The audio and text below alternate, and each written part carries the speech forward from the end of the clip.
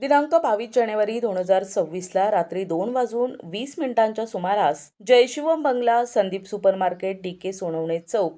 शिवाजीनगर, नाशिक येथे गुन्हेगार किसन परदेशी आणि त्याचे 2 साथीदार यांनी फिर्यादीच्या मालकीचे रिट्स लिकर लाउंज येथे झालेल्या भांडणाचा राग मनात ठेवून स्कूटीवर येऊन फिर्यादीच्या घराच्या कंपाऊंडमध्ये बेकायदेशीर प्रवेश करून कंपाऊंडमधील घरासमोर उभ्या असलेल्या महिंद्रा XUV 700 आणि मॉरिस गॅरेज कार या 2 वाहनांना आग लावून नुकसान केले आणि फिर्यादी यांच्या राहत्या घराच्या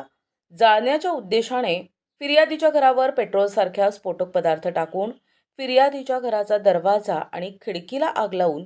सदरचा आरोपी फरार झाला होता। त्याबाबत गंगापूर पोलीस ठाणे येथे गुन्हा दाखल केला होता। गंगापूर पोलीस स्टेशनकडील गुन्हे शोध पथकाचे अधिकारी आणि अंमलदार सदर गुन्ह्यातील आरोपितांचा शोध घेत असताना पोलीस हवालदार गिरीश महाले, पोलीस अंमलदार प्रवीण केदारे यांना गोपनीय बातमीदारामार्फत माहिती मिळाली की आरोपी किशन संदीप परदेशी हा बारदान फाट्याकडून एका रिक्षामध्ये बसून